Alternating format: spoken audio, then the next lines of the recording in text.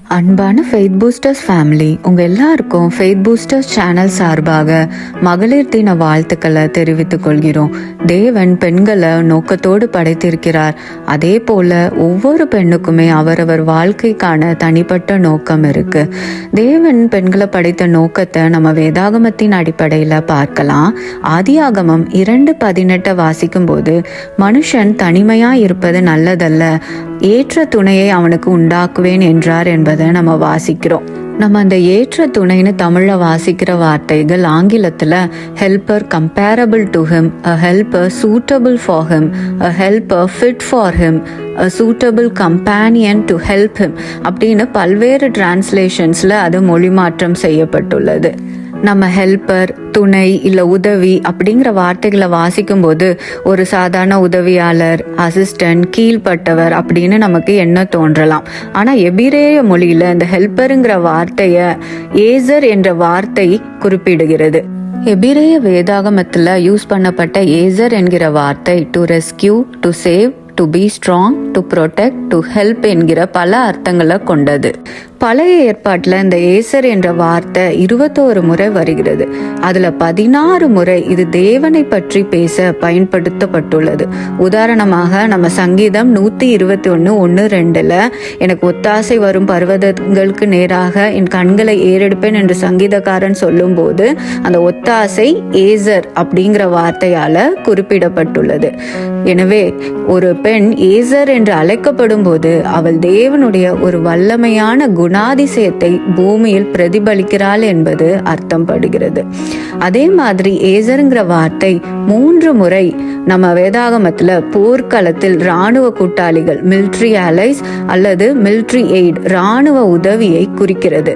அதே போல் 2 முறை இது ஆதியாகமம் 2:18-20 பெண்ணை குறிக்கிறது. ஆதியாகமத்துல பெண்ணை படைக்கும் போது சூட்டபிள் ஹெல்பர் இல்ல ஏற்ற துணைன்னு குறிப்பிடப்படுகிற வார்த்தைகள் ஹீப்ரு மொழியில ஏசர், கெனக்டோ என்ற வார்த்தைகளால பயன்படுத்தப்பட்டுள்ளது. கெனக்டோ என்றால் நேருக்கு நேர் நிற்பவர் அல்லது அவனுக்கு எதிராக நிற்பவர் என்று அர்த்தம். இத ஒரு கண்ணாடிக்கு ஒப்பிடலாம். நீங்க ஒரு கண்ணாடியின் முன் நிற்கும் போது அதில் தெரிபவர் உங்களை போலவே இருப்பார், ஆனால் உங்களுக்கு நேர் எதிராக ஆப்போசிட்டாக நிற்பார். பெண் என்பவள் ஆணுக்கு கீழே இருப்பவள் அல்ல, அவனுக்கு பின்னால் மறைந்திருப்பவளும் அல்ல. அவனது கண்களை நேருக்கு நேர் பார்த்து பேசும் தகுதியுடைய சமமான பலம் கொண்டவள் என்பதை இது குறிக்கிறது. 2 தூண்கள் ஒரு பெரிய மாளிகையை தாங்கி நிற்பது போல ஒரு தூண் மற்றொன்றுக்கு மேலோ கீழோ அல்ல, இரண்டும் சமமான பலத்துடன் நேருக்கு நேர் நின்றால்தான் அந்த கட்டிடம் நிலைத்திருக்கும். அதே போல்தான் நம் குடும்பங்களில் கணவனும் மனைவியும் 2 தூண்களை போல சமமான பலத்துடன் நேருக்கு நேர் தேவனுக்கு கீழ்பட்டு குடும்பத்திற்கென தேவன் கொடுத்திருக்கும் ஒழுங்குக்கு கீழ்பட்டு நிற்கும் போதுதான் நம் குடும்பமாகிய கட்டிடம் நிலைத்திருக்கும். அடுத்ததாக கெனக்டோ என்ற வார்த்தை ஒரு அவசியமான எதிர்ப்பு, ஒரு நெசசரி ரெசிஸ்டன்ஸை குறிக்கிறது. நமது கைகளை எடுத்துக்கொள்ளுங்க. இடது கையும் வலது கையும் ஒன்று கொண்டு எதிராக இருந்தால் மட்டுமே நம்மால் ஒரு பொருளை பிடிக்க முடியும். இரண்டுமே ஒரே பக்கமாக இருந்தால் எதையும் நம்மால் பிடிக்க முடியாது, எந்த வேலையும் செய்ய முடியாது. அதே போல் ஒரு ஆண் செய்த தவறை அல்லது அவனிடம் இல்லாத ஒரு பார்வையை, பெர்ஸ்பெக்டிவை சுட்டி காட்டி அவனை சரியான பாதையில் நடத்த தேவன் பெண்ணை ஒரு சமமான எதிர்பலமாக வைத்துள்ளார். அதே போல் தேவன் பெண்களை ஆணுக்கு அக்கௌண்டபிலிட்டி பார்ட்னராகவும் ஏற்படுத்தியுள்ளார். கெனக்டோ என்பதற்கு யூத அறிஞர்கள் ஒரு அழகான விளக்கம் தருவார்கள். ஆண் சரியான பாதையில் செல்லும் போது பெண் அவனுக்கு ஆதரவாக ஃபார் ஹிம் நிற்பாள். அவன் தவறான பாதையில் செல்லும் போது அவனை தடுத்து நிறுத்த அவனுக்கு எதிராக, அதாவது அகெயின்ஸ்ட் ஹிம் நிற்பாள். ஒரு அடிமையால் தன் எஜமானை தட்டி கேட்க முடியாது. ஆனால் சமமான அந்தஸ்து கொண்ட ஒரு ஏசர் கெனக்டோவினால் மட்டுமே தவறை சுட்டி காட்ட முடியும். நம்ம வேதாகமத்திலையும் நம்ம பார்த்தோம்னா அனனியா சஃபைரா கதையில அனனியா செய்த தவற சஃபைரா கேட்காம அவளும் உடன்பட்டு போனதுனால அவங்க இருவருமே இறந்து போனாங்க. ஸோ இந்த மாதிரி ஒரு கணவன் தவறு செய்யும் போதும் தேவனுக்கு கீழ்பட்டு அதை சுட்டி காட்டி அதை திருத்துவதற்கும் மனைவிக்கு அந்த ஞானம் தேவைப்படுகிறது. அப்படி செய்கிறவரே வேதம் காட்டுகிற ஏசர் கெனக்டோவாக விளங்குகிறார். பெண்களே, தேவன் உங்களை ஏசர் கெனக்டோவாக படைத்தார். கெனக்டோ என்றால் நீங்கள் ஆணுக்கு அடிமையோ அல்லது உதவியாளரோ அல்ல. நீங்கள் அவனது நேர் எதிர் பிம்பம். 2 கால்கள் சமமாக இருந்தால்தான் ஒரு மனிதனால் நடக்க முடியும். அதுபோல தேவன் உங்களை ஆணுக்கு நிகரான ஒரு அதிகாரத்திலும் அந்தஸ்திலும் வைத்துள்ளார். உங்களால் மட்டுமே ஆணுக்கு தேவையான அந்த மாற்று பார்வையை, ஆப்போசிட் பெர்ஸ்பெக்டிவ் வழங்க முடியும். நீங்கள் நேருக்கு நேர் நின்று பேசும் தகுதியுள்ள ஒரு ஆவிக்குரிய கூட்டாளி, ஒரு ஸ்பிரிச்சுவல் பார்ட்னராக விளங்குகிறீர்கள். பெண்கள் படைக்கப்படுவதற்கு முன் ஆதியாகமத்தில் உள்ள அனைத்தும் நல்லது என்று சொல்லப்பட்டது. நல்லதல்ல என்று சொல்லப்பட்ட ஒரே விஷயம் மனிதன் தனிமையாக இருந்ததுதான். ஏசராக படைக்கப்பட்ட பெண் படைப்பின் அந்த ஒரே குறையை, தனிமை மற்றும் பூமியை நிரப்புங்கள் என்ற மனித பணியை தனியாக செய்ய இயலாமையை நீக்க வந்த ஒரு அவசியமான கூட்டாளி, ஒரு நெசசரி ஆலை ஆவாள். உபாகமம் 33:29 போன்ற இடங்களில் கடவுளை ஒரு கேடயம் அல்லது வாள் என்று குறிக்க ஏசர் என்ற சொல் அடிக்கடி பயன்படுத்துகிறது. எனவே ஒரு பெண்ணை ஏசர் என்று அழைப்பது அவள் வாழ்க்கை பயணத்தில் ஒரு ஆன்மீக மற்றும் பாதுகாப்பு கூட்டாளி என்பதை குறிக்கிறது. அவள் வெறும் வீட்டு வேலைகளில் உதவுபவள் மாத்திரம் அல்ல, அவள் ஒரு ஸ்ட்ராட்டஜிக் பார்ட்னராகவும் விளங்குகிறார். எபிரேய சிந்தனையில் நீங்கள் ஒரு குழியில் விழுந்து வெளியே வர முடியாமல் தவிக்கும் போது உங்களை மேலே தூக்க கை கொடுப்பவரே உங்கள் ஏசர். அவர் உங்களுக்கு கீழிருப்பவர் அல்ல, மாறாக அதே நேரத்தில் உங்களிடம் இல்லாத ஒரு வலிமையை கொண்டிருப்பவர். பெண்ணை ஏசர் என்று அழைக்கப்படும் போது ஒரு பெண் ஆணை முழுமைப்படுத்துகிறாள் என்பதை நாம் அறிய முடியும். நம்ம பிராக்டிக்கலா பார்த்தோம்னா ஏசர் கெனக்டோ என்ற பதம் திருமணம் மற்றும் மனித உறவுகள் குறித்த வேதாகம பார்வையை நமக்கு தெளிவுபடுத்துகிறது.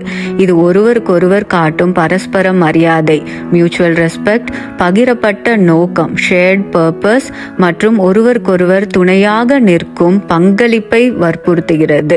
அதாவது காம்ப்ளிமெண்டரி ரோல்ஸ். இதைதான் வலியுறுத்துகிறதே தவிர அது ஒருவருக்கொருவர் மேலானவர் என்ற அதிகாரத்தையோ அல்லது ஆதிக்கத்தையோ அல்ல. ஆணிடம் இல்லாத ஒரு குறையை அல்லது தேவையை ஒரு பெண் நிறைவு செய்கிறார். அதே போல் பெண்ணிடம் இல்லாத ஒன்றை ஆண் நிறைவு செய்கிறான். அவர்கள் இருவரும் இணைந்து ஒரு முழுமையான வாழ்வை உருவாக்குகிறார்கள். இது படைப்பில் நிலவும் நல்லிணக்கத்தையும் ஒற்றுமையையும் மிக அழகாக விளக்குகிறது. இதில் முக்கியமான ஒரு விஷயத்தை நம்ம மறந்துவிடக்கூடாது. ஆணுக்கு சமமாக பெண்ணை வேதம் காட்டுகிறது என்பதற்காக நாம் எதிர்த்து பேச வேண்டும், அவன் சொல்லும் கருத்துக்கு எல்லாம் நாம் மாறான கருத்து தெரிவிக்க வேண்டும் என்றோ, இல்ல உரத்த குரலில் பேச வேண்டும் என்பதோ, எல்லாவற்றுக்கும் நம்ம ஆர்கியூ பண்ண வேண்டும் என்பதோ அர்த்தம் கிடையாது. நம்ம 1 பேதுரு 3:4 வாசிக்கும் போது அழியாத அலங்கரிப்பா இருக்கிற சாந்தமும் அமைதலுமுள்ள ஆவியாகிய இருதயத்தில் மறைந்திருக்கிற குணமே உங்களுக்கு அலங்காரமாய் இருக்க கடவுது. அதுவே தேவனுடைய பார்வையில் விலையேற பெற்றது என்று சொல்லப்பட்டிருக்கிறது. ஸோ நம்ம எதுவுமே நம்ம பேசும்போது சாந்தத்தோடும் அமைதியோடும் தேவனுடைய வழி நடத்துதலின்படியும் ஆவியானவருடைய வழி நடத்துதலின்படியும் அன்போடு ரெஸ்பெக்டோடு நம்ம சொல்ல வேண்டிய காரியங்களை சொல்வதற்கு நம்ம பழக்கப்படுத்தி கொள்ள வேண்டும். அதுவே தேவனுடைய பார்வையில் பிரியமா இருக்கிறது. அப்பொழுதுதான் நமக்கு அந்த மீட்கும் பலத்தை, அதாவது அந்த ஏசர் பவரை நம்மால் முழுமையாக வெளிப்படுத்த முடியும். திரித்துவத்துல பிதா, குமாரன், பரிசுத்த ஆவியானவர் ஆகிய மூவரும் சமமானவர்களாக இருந்தாலுமே அவர்கள் ஒரு ஒழுங்குக்குள்ளாக இருக்கிறார்கள். பிதா சொல்வதற்கு குமாரன் கீழ்ப்படுகிறார். பரிசுத்த ஆவியானவர் குமாரனுக்கு சாட்சி பகருகிறவராக இருக்கிறார். அதே போல நம்ம குடும்பத்திலும் ஒரு கணவனும் மனைவியும் சமமானவர்களா இருந்தாலும் தேவன் கணவனை குடும்பத்திற்கு தலையாக வைத்திருக்கிறார். அதன் குடும்பத்துக்குள்ளாக நமக்கென்று ஒரு ஒழுங்கு இருக்கிறது, பொறுப்பு இருக்கிறது. அதை அறிந்தவர்களாக நாம் எப்போதும் செயல்பட வேண்டும். அதுவே தேவன் நம்மிடம் எதிர்பார்க்குகிற ஏசர் கெனக்டோ. ஒரு பெண் தேவன் விரும்பும் ஏசர் கெனக்டோவாக விளங்க வேண்டும் என்னால் முதலாவது தன் வாழ்க்கையின் பிரையாரிட்டிஸ், முன்னுரிமைகளை சரிபார்க்க வேண்டும். முதலாவது தன் வாழ்க்கையில் தேவன் இருக்கிறாரா என்பதை ஆராய வேண்டும். ஒரு பெண் தான் பலம் பெற வேண்டுமென்றால் பரம ஏசராகிய தேவனோடு எப்போதும் இணைந்திருக்க வேண்டும். லாசருவின் சகோதரிகளாகிய மார்த்தாலும் மரியாளையும் நாம் பார்க்கும்போது மார்த்தாள் பல்வேறு முக்கியமான காரியங்களில் வேலைகளில் ஈடுபட்டிருந்தாள். ஆனால் அதைவிட முக்கியமாக இயேசுவின் பாதத்தில் வீட்டிருக்கும் காரியத்தை மரியாள் தெரிந்து கொண்டார். அதையே இயேசு கிறிஸ்து தெரிந்து கொண்ட நல்ல பங்கு என்று கூறுகிறார். அதுபோல நாமும் தேவன் பாதத்தில் அமர்ந்து வேதத்தை வாசிப்பதாலும் ஜெபம் செய்வதாலும் உபவாசத்தினாலும் அவருடைய சமூகத்தில் காத்திருப்பதன் மூலமும் நம்மளுடைய பலம் அதிகரிக்கும். நம்மால் தேவன் நம்மை படைத்த நோக்கத்தையும் நிறைவேற்ற முடியும். இரண்டாவது, குடும்பம். தேவன் பெண்ணை முதலில் ஒரு குடும்பத்தில் ஏசராக தான் படைத்தார். உங்கள் குடும்பமே உங்கள் முதல் போர்க்களம். நீங்கள் ஒரு மனைவியாகவோ தாயாகவோ மகளாகவோ இருந்தாலும் உங்கள் பலம் முதலில் உங்கள் வீட்டை உறுதிப்படுத்த வேண்டும். ஒரு வீடு பலமாக இருந்தால் அந்த சமுதாயமே பலமாக இருக்கும். புத்தியுள்ள ஸ்திரீ தன் வீட்டை கட்டுகிறாள், புத்தி இல்லாத ஸ்திரீயோ தன் கைகளினால் அதை இடித்து போடுகிறாள் என்று நம் நீதிமொழிகளில் வாசிக்கிறோம். எனவே ஏசர் கெனக்டோவாக இருந்து நம் குடும்பங்களை பேணி காப்பது நம்மேல் விழுந்த முதல் கடமை. இறுதியாக ஒரு பெண் தன் வல்லமையை உலகிற்கு கொண்டு செல்கிறார். அது சபையாக இருக்கலாம், அலுவலகமாக இருக்கலாம், அல்லது சமூக சேவையாக இருக்கலாம். உங்க வாழ்க்கை தேவனாலும் குடும்பத்தினாலும் பலப்படுத்தப்பட்டிருக்கும் போது உங்கள் வேலையிலும் ஊழியத்திலும் நீங்கள் செய்யும் தாக்கம் நிலையானதாகவும் வல்லமையுள்ளதாகவும் இருக்கும். 2026ஆம் ஆண்டின் பெண்மணிகளே, நீங்கள் வெறும் உதவியாளர்கள் அல்ல, நீங்கள் தேவன் படைத்த ஏசர் கெனக்டோ. இந்த தலைமுறையில் இருக்கும் நல்லதல்லாத சூழ்நிலைகளை மாற்றி அமைக்க தேவன் அனுப்பிய மீட்பின் பலம் நீங்கள். ஆனால் ஒன்றை நினைவில் கொள்ளுங்கள், உங்கள் வாழ்க்கை ஒழுங்காக இருக்கும் போதுதான் உங்கள் வல்லமை முழுமையாக வெளிப்படும். அதனால் முதலாவது தேவனை தேடுங்கள், அவரே உங்கள் பலம். இரண்டாவது குடும்பத்தை பேணுங்கள், அதுவே உங்கள் முதல் பணி. மூன்றாவது உலகிற்கு சேவை செய்யுங்கள், அதுவே நீங்கள் ஏற்படுத்தும் தாக்கம். நீங்கள் இந்த வரிசைப்படி வாழும்போது நீங்கள் வெறும் உதவி செய்பவர்கள் அல்ல, இந்த உலகையே மாற்றி அமைக்கும் தேவனின் ஏசர் கெனக்டோ. God bless you.